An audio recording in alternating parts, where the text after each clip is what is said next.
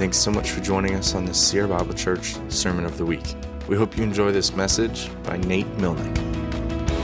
Morning. Jesus is Lord. Okay. So, I don't know, I was debating how to rework this intro because I'm hoping it makes sense in light of what I'm talking about. So, bear with me on the following statement. It's not going to be on the screen. It's informing multiple parts of what we're studying this morning and what I'm thinking through. But it's the idea that we think in categories and reality asks us not to. So I'll say that again. You and I, think in categories, all kinds of categories. Reality asks us not to. A couple examples of this really quick. Number one, if you end up being a late 20s or early 30s type of person that is single and unmarried, you will find, and a Christian especially, you will find yourself in a predicament when at the end of your 20s, all your friends begin to try to introduce you to the future love of your life. And you begin to realize that statement couldn't be truer, that again, we think in categories, reality asks us not to. It got so bad in my life with that at the age of 28, 29, that I remember that I wasn't going to out them this morning, but two people who go to church here, James and Michelle Evans, actually set me up on a blind date. And when I asked the young lady's name, they intentionally misspelled her name so that I could not look her up on social media ahead of time. And when I met her, I thought, wait, what's your name? Oh yeah, that's a little different. One letter's changed. That matters. And I suspect it's because that's true. If I could look her up, why would I go out with her if I could figure all this stuff out categorically instead of meeting the reality? The same sort of thing happened with my wife. I was given a photo. I was shown a photo by Steph Frediani, and I talked about this one time before, but I want to explain how this worked out because it was interesting because I thought in all types of categories that were clearly false, some of them true, but we ended up obviously getting married. And so I was shown a photo of a young lady wearing a very thick jacket with a beanie sitting on a couch with a 120-pound dog. Now, I don't like dogs. I know, kill me. It's all right. I also, at the time, if you think about it, couldn't have known that she even had hair because she's wearing a beanie and a jacket because they used to leave their apartment ice cold. And what had happened was Steph knew her roommate named Rachel, and Rachel took a photo in secret of my wife, and that's the photo I was shown. So, of course, upon meeting her, I realized she was a very attractive young lady, that maybe I could be okay with the dog idea. And she still loves dogs, and we can pray for her later. I'm teasing. But we think in categories, we like to label things, and reality asks us not to. In a spiritual way, I was reminded of this in my early 20s.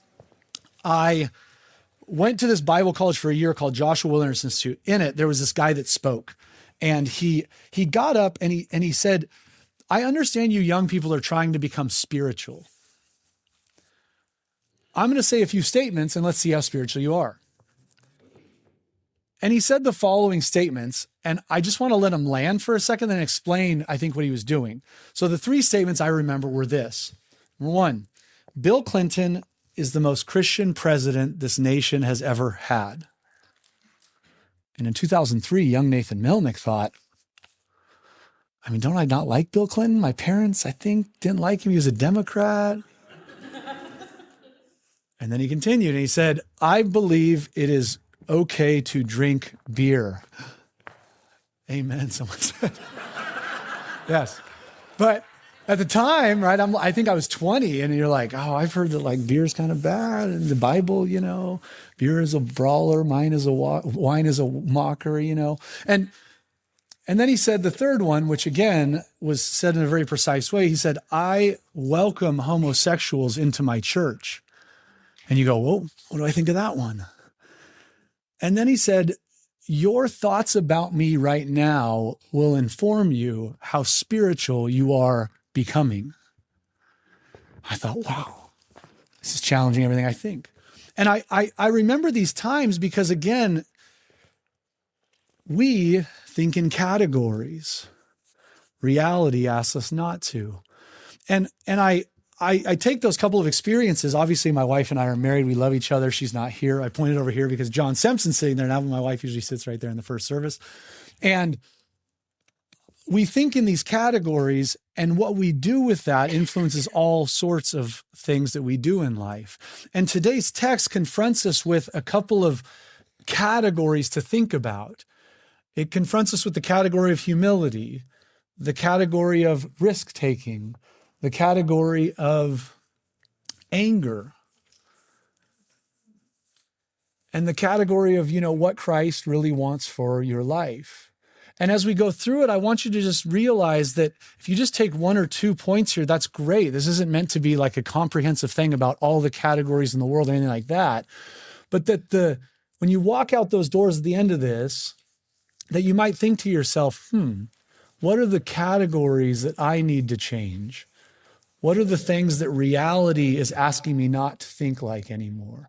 And so we begin with that because I think it's a good way to start thinking about this particular text. So we are in Esther 5. You can turn there. My name's Nate. I am a volunteer that is just here to share with you thoughts about the Bible. I am not a professional. So if you want your money back, you can get it from Nate Levering later.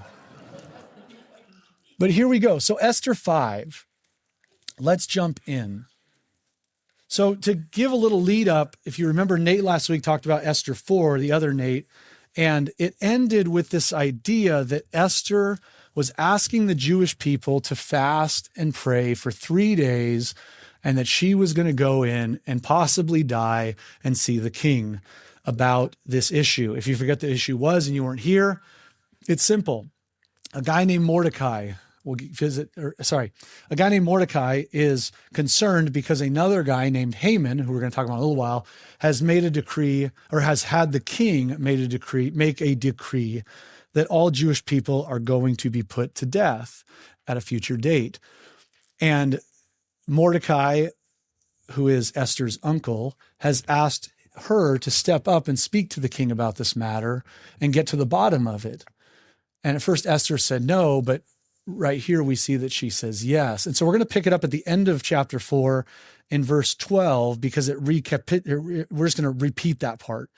It says, and then they told Mordecai what Esther had said. Then Mordecai told him to reply to Esther, do not think to yourself that in the king's palace you will escape any more than all the other Jews. For if you keep silent at this time, relief and deliverance will rise for the Jews from another place, but you and your father's house will perish. And who knows whether you have not come to the kingdom for such a time as this. So Mordecai shows this immense amount of faith that the story that God started with the Jewish people is going to continue somehow, and Esther could be a part of it or not. Again, Nate kept repeating last week, if you were here, that Esther had lost the script, that she forgot about sort of her Jewish brothers and sisters, and that she is now the queen of Persia and is being asked by her uncle to sort of help them out. Why did this decree take place? Can we reverse it? What's the deal? And Esther at first says, no, I'm good. And he says, yeah, but here's the deal. God's plan is going to go on. You have to decide if you were placed here for such a time as this. And so Esther responds, and this is kind of where we pick it up today. It says, then Esther told them to reply to Mordecai, go gather all the Jews to be found in Susa and hold a fast on my behalf and do not eat or drink for 3 days, night or day. I and my young women will also fast as you do. Then I will go to the king, though it is against the law. And if I perish, I perish. Mordecai then went away and did everything as Esther had ordered him. Then I will go to the king, though it is against the law, and if I perish, I perish. It's a hard thing, she decides, and we're going to talk about that. But that's a sort of linchpin of understanding how her mind shift went from, I'm the queen of Persia, Mordecai, here's some clothes, clean up, to, oh yeah, my people are in trouble. I should care about them. Let's come down on that level again and sort of do my duty or serve my people. And so here's where we enter today in chapter 5. It says, Mordecai went away and did everything as Esther had ordered him. On the third day, Esther put on her royal robes and stood in the inner court of the king's palace in front of the king's quarters, while the king was sitting on his royal throne inside the throne room opposite the entrance of the palace. And when the king saw Queen Esther standing in the court, she won favor in his sight. And he held out to Esther the golden scepter that was in his hand. Then Esther approached and touched the tip of the scepter, and the king said to her, What is it, Queen Esther?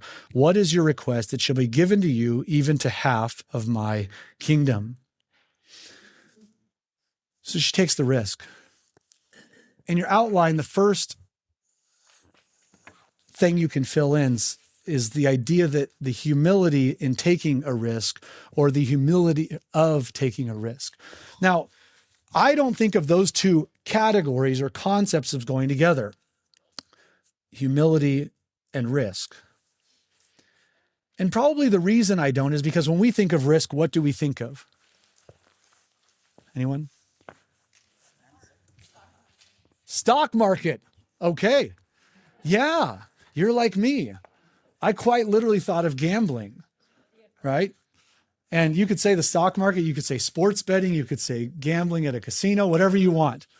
And so as I thought of this, my generation always thinks of people that are degenerate gamblers. Now, that can be an addiction. But last night, I had this wild idea. You guys ready for this? That I, in fact, would use AI, because I thought, if I engage these people with their eyesight, they will embrace and understand what I'm going to say. So I took an AI and I typed in degenerate gambler, and here's what it showed. So this is what we're talking about when we think of the idea of risk. You obviously don't think of someone who's humble. You don't think of someone being humble and taking risk, but you realize Esther sort of humbled herself and took a risk to save potentially the Jewish people. And suddenly you realize that's probably the difference sort of between a degenerate gambler. By the way, that's like Indiana Jones. Indiana Jones is a degenerate gambler. For those of you who don't know who Indiana Jones is, how many of you don't know? You weren't alive in the 90s. It's all right. I was. And that looks like Indiana Jones. But a degenerate gambler gambles, or someone invests in the stock market, or someone does sports betting. For who? Himself. Esther, sure, she cares about her own life, but if I perish, I perish. She's showing humility because she's caring about someone else's needs. Now, in case I was going to get away from AI, I'm not, because next I put in conservative gambler and it showed this, and I sent this to Carrie, and this morning, see, he's got the tie on, right? He's got some glasses. Carrie thought this was, I had typed in the words pastor gambling. So I decided to show it because it's awesome.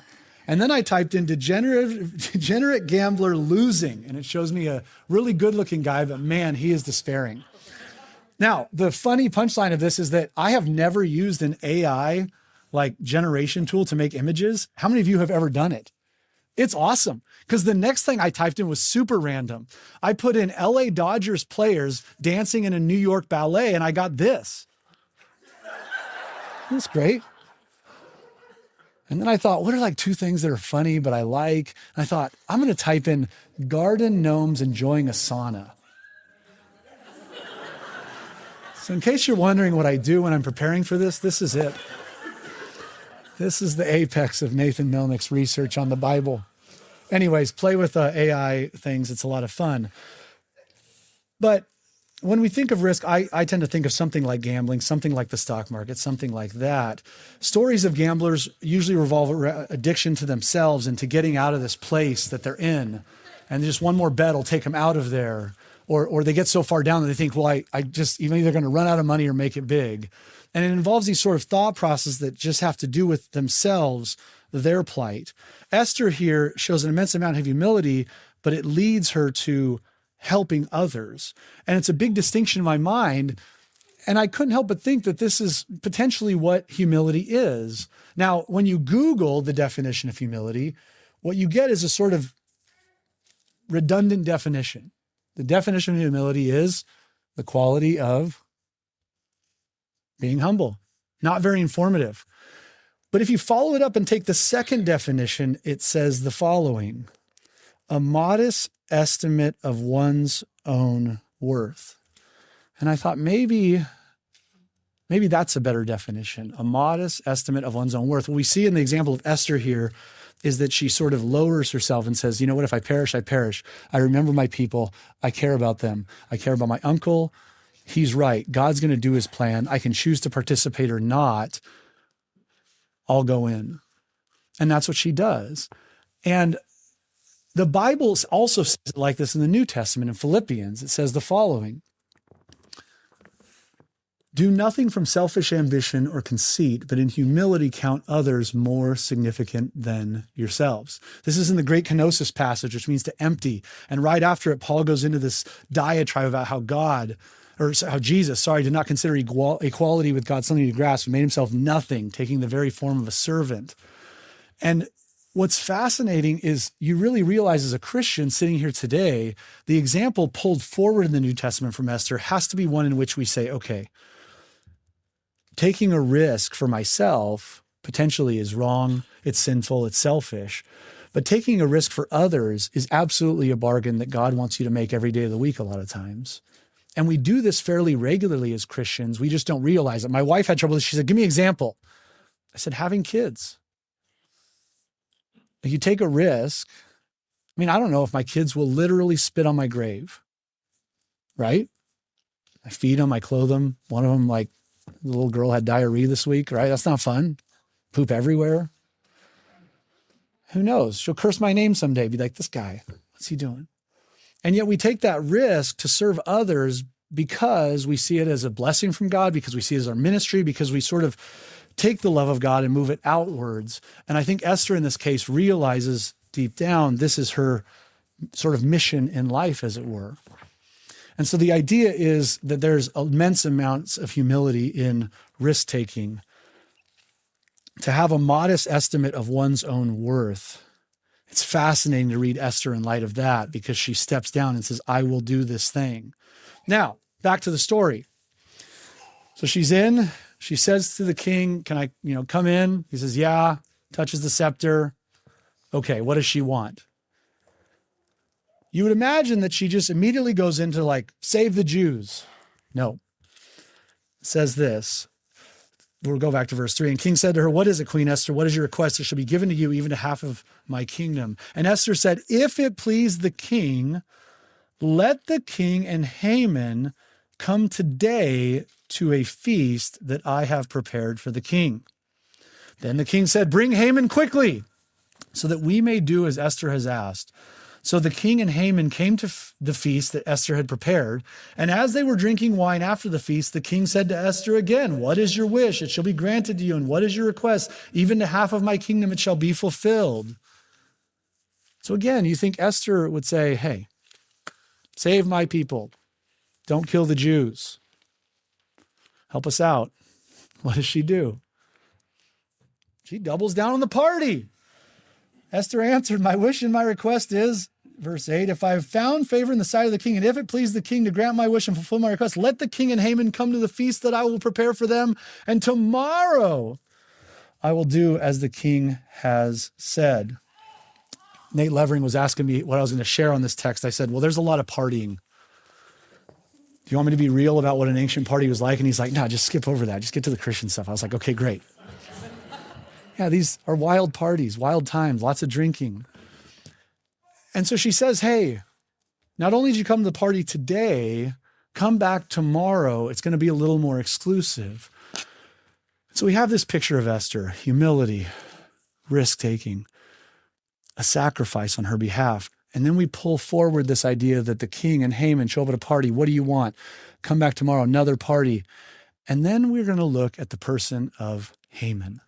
So let's read about Haman, because Haman is very unique. because he gives us some insight into, I think, the human condition and a lot of stuff that challenges me in life. So, number 2 in your outline is this: Haman cannot see past his own anger or wrath. It says, and Haman went out that day joyful and glad of heart. But when Haman saw Mordecai in the king's gate, that he neither rose nor trembled before him, he was filled with wrath against Mordecai. Nevertheless, Haman restrained himself and went home, and he sent and brought his friends and his wife Zeresh. So picture this guy, Haman. He leaves the presence of the king. He's been invited to this ultra exclusive party tomorrow, leaves the doors on a high. It says he left and he was glad of heart, joyful. But he sees Mordecai, the guy wearing the sackcloth, and the guy who won't bow to him.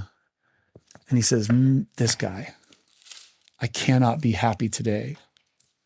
But it says he restrains. So then he calls his wife and his friends around. What do you think he shares with them? Well, he shares really exciting stuff. Here's what he says. And Haman recounted to them, this is verse 11, the splendors of his riches, the numbers of his sons, all the promotions with which the king had honored him. And now he had advanced him above the officials and the servants of the king.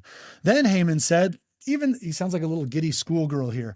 Then Haman said, even Queen Esther, let no one but me come with the king to the feast she prepared. And tomorrow also I am invited by her together with the king. You could make an argument in the Jewish perspective that, like Haman here, the way he's saying stuff, this is sort of the best day of his life.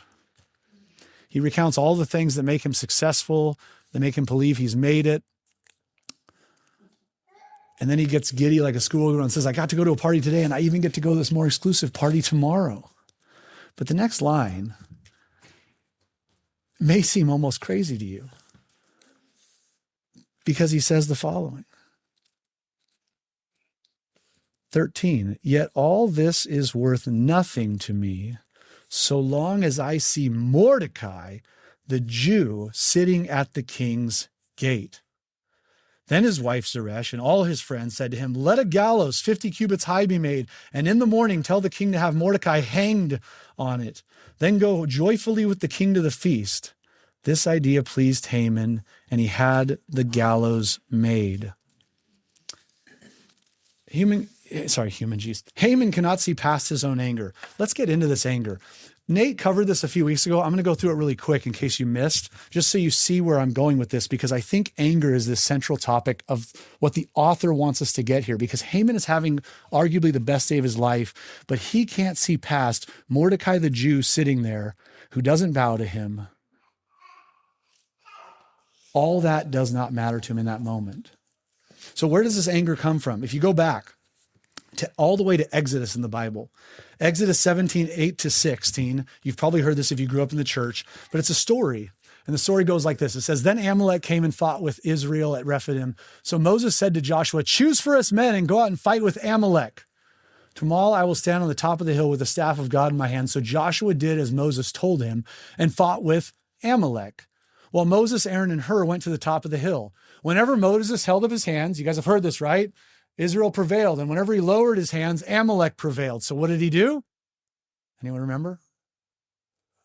Moses' hands grew weary, so they took a stone and put it under him, and he sat on it while Aaron and Hur held up his hands, one on one side and the other on the other side. So his hands were steady until the going down of the sun, and Joshua overwhelmed Amalek and his people with the sword.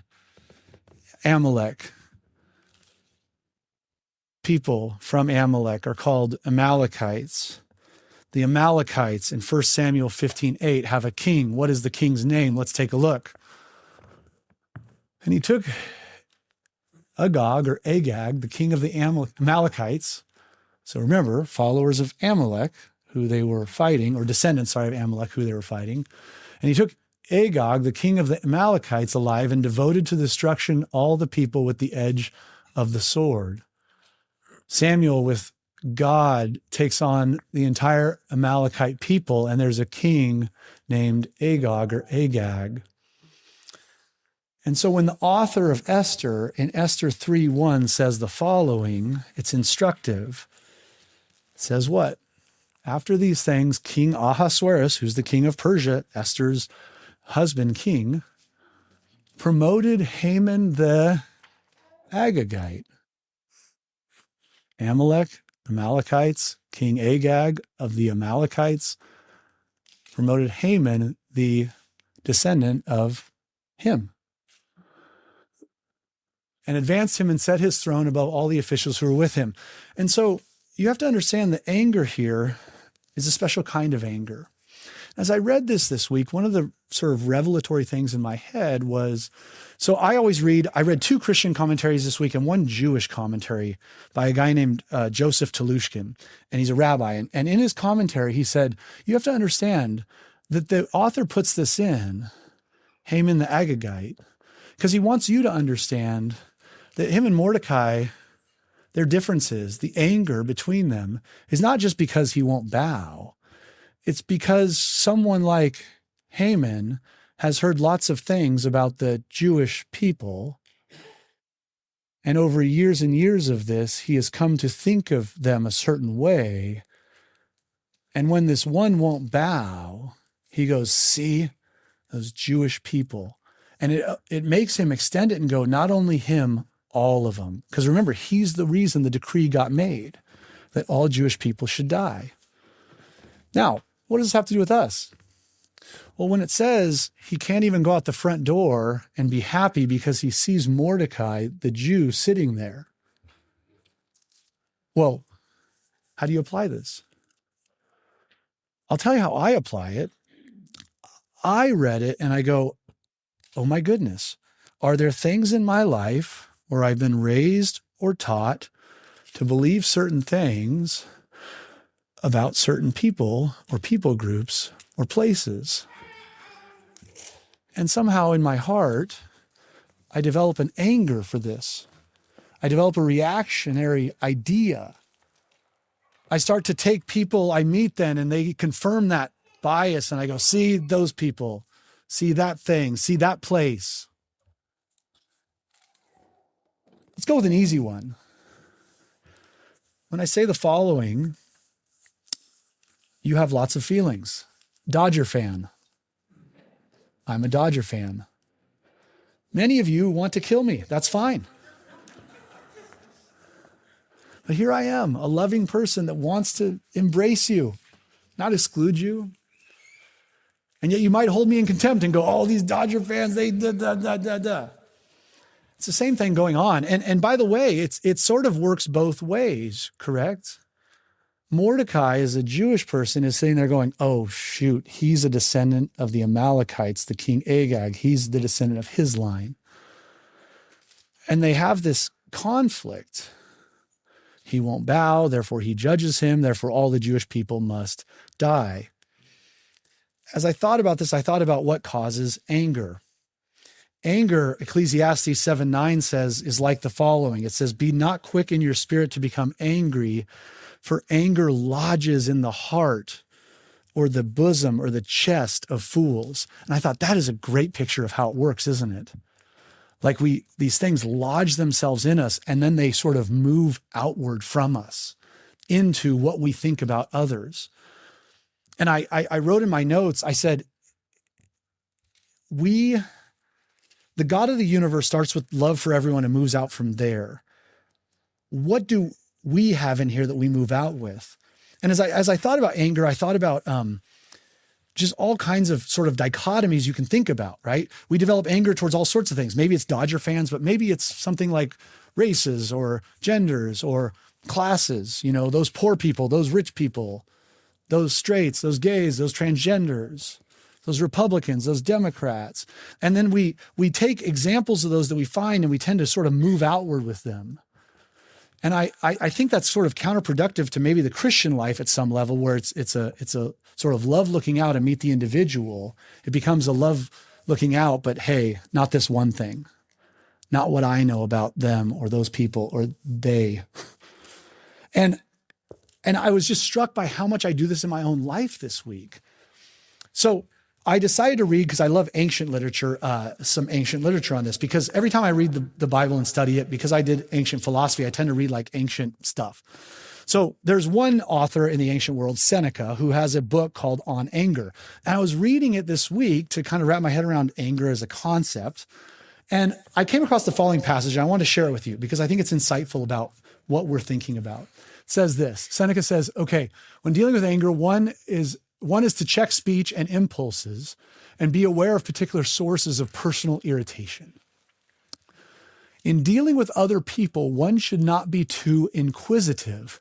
It is not always soothing to hear and see everything. When someone appears to slight you, you should at first be reluctant to believe this and should wait to hear the full story. That's great wisdom, by the way. You should also put yourself in the place of the other person, trying to understand his motives and any extenuating factors such as age or illness. Out of all this, guess what stood out to me in our culture in 2025? It's the second part, the second sentence. He says, in dealing with other people, one should not be too inquisitive.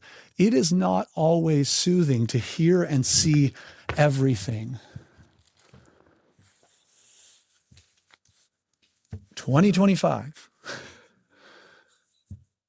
Google, social media. Not only can you Google anything, you can see and hear everything. Not only that, but I would make the further point that then they curate it to your hatreds, to your anger. Does that help? And wow, you can hear a pin drop in here right now. Think about it for a second. It's instructive that he says this. And I think what's interesting is Haman and Mordecai is this picture. Haman is so angry that he's just had the best day of his life, and he literally walks out and cannot be happy because this guy won't bow to him. You have to know that it's not just that guy won't bow to him, that this is all loaded in over generations and into his head from his parents. And what's fascinating about it is in this day and age, we just feed that. And I don't want you to be ignorant. I don't want you to walk out of here and be like, dude, Milnik said, like, don't ever pay attention to anything going on in the world. No, my point is that we choose to subject ourselves to that. Is it any wonder Ecclesiastes says it lodges in our chest? It's stuck in there. And when we operate from that, it's a totally different world than being filled with the love of God and operating from that. I think that's the lesson of Haman here. Haman serves as this placeholder where the Jewish people here go, this guy we don't like because he's a descendant of the Amalekites. However, it might be instructive to look at his anger, how disillusioned he is, and address that. I remember last time I was here, I said that, we were talking about how your pronouns are your identity, but your nouns are your ministry. We were joking about the current culture. Your nouns are your ministry, right? The people, the places, the things you go, those are your ministry. What would it look like to enter those places and not have these things lodged in your chest that make you angry or biased or judgmental towards certain types of people? Because remember, I said at the beginning, we think in categories. Reality asks us not to, right? And anger is one of these things that, again, if it gets stuck in you, it becomes, I thought it was interesting to use your chest. I have asthma. And like when you have asthma, you feel like you can't take a deep breath. You literally can't breathe. I thought they focus on the chest because anytime you're having a chest thing, like heartburn, heart attack, asthma, you just feel like you can't deal with things properly. And you know this, if you have asthma and your kid's trying to talk to you, you're like, stop, I got to figure out this. I think that what's interesting is that anger works like that. And if you sit here this morning and you deal with anger, you got to figure out where it's coming from. You got to allow God to influence your heart and say, hey, God, come in. I don't need this anymore. I don't want this. But all of us have it at certain levels. And I think it emanates from this idea that anger happens to lodge in our chest, and we get it oftentimes from things we don't even sort of recognize or call out in our own life. So Haman, anger, not a great thing.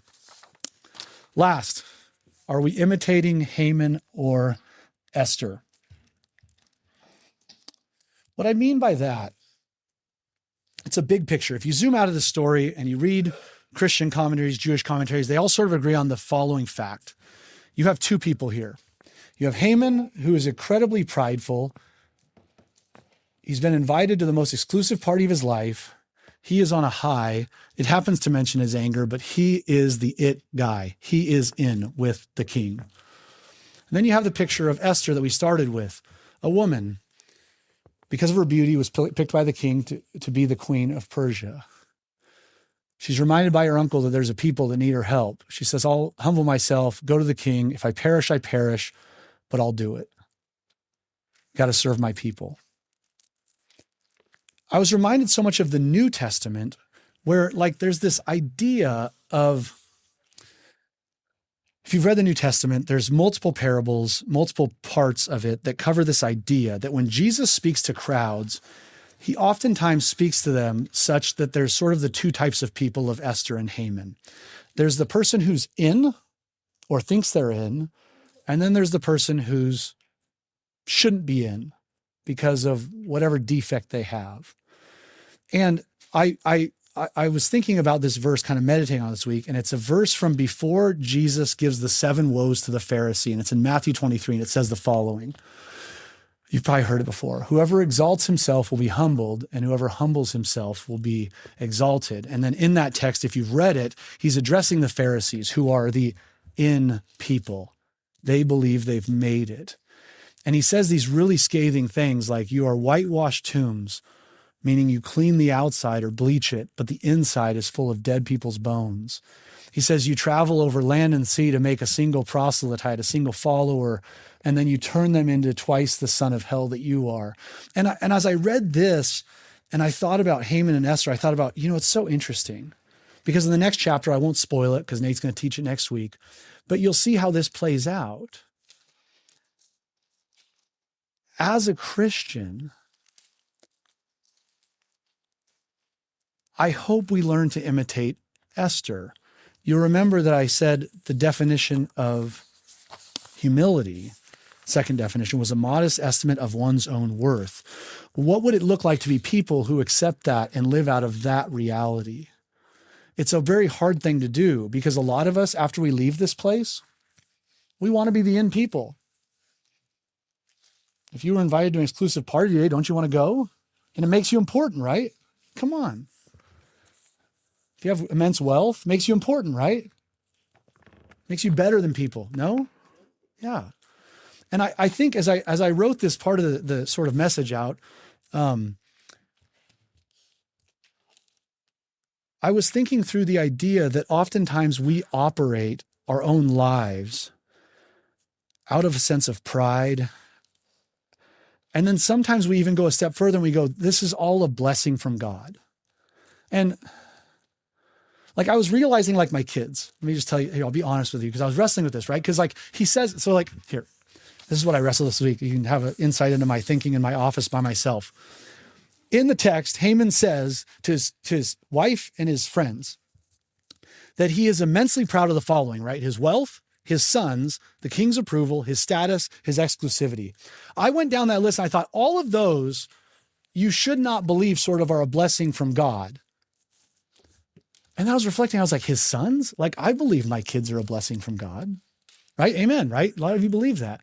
But then I realized like, well, what about a person who can't have kids? Or, I do this like philosophical thing in my head. And what I came to was like, actually what God wants us for our kids is to like recognize that he wants us to recognize that our kids are a blessing. Does that make sense? And it all of a sudden washed over me like, Nate talked a lot last week about who am I, identity. And identity in Christ starts with the imitation of Esther, not Haman. And the way that works out with something like your kids is you seeing them as a blessing from God. But if you're Job, right, God could let the devil take them away tomorrow. You realize there's these fluid things in life that we are to see as blessings, but we shouldn't attribute them to some status with God, that God has somehow single-handedly blessed us because we have all this stuff and that guy's not. Because Jesus, this is what he's warning about, right? That if, again, he who humbles himself will be exalted, he who exalts himself will be humbled. And the application is to imitate Esther, not to imitate Haman, to imitate the idea that you can have everything, but realize you need to be in service of other people as your Christian walk moves on, and not to be a person who's just filled with a sense of pride because the gods have given you all this stuff and the king has given you this and you've been invited to the most exclusive parties and you have all this stuff. And that's the dichotomy I think you're presented with. And as Jesus walks through it, critiquing society, this is what comes out. The Christian is supposed to be sort of over here on balance, not over here. And I think that's a message for us this morning as we go out of the front doors to go, what do I confuse in my own life? Where do I find my sense of worth? Is it in service to others? Is it I'm important because this happened, or I get to do this, or I have this? I was thinking also about this, the word, I know they're up here, so I got to go. The word security, my wife thinks in terms of like, are we like secure financially? Are we like secure, And I was thinking, yeah, the Christian life really isn't sort of an unsecure life. You find security in God, and everything else is a big question mark at some level. And if we get that, that's a great starting point. Anyways, let's pray. Lord, thank you for this time. Thank you so much for just a message where I get to share how God, you've spoken to me this week and to hopefully all of us. I ask that we reflect on these lessons from Esther, lessons from Haman. I ask as we translate it to the New Testament that we be people who are humble, that we would be people who don't operate out of anger towards others. I pray we'd let down things that we are angry about this morning, things that have nothing to do with us. I ask for people here who subject themselves to way too much of what's going on that doesn't concern them to just let it go. And at last, I just thank you for your son. I pray for his love to infect people's life and emanate out of them wherever they go this week, this month, this year. Thanks for this time together, and thank you for your son. Amen.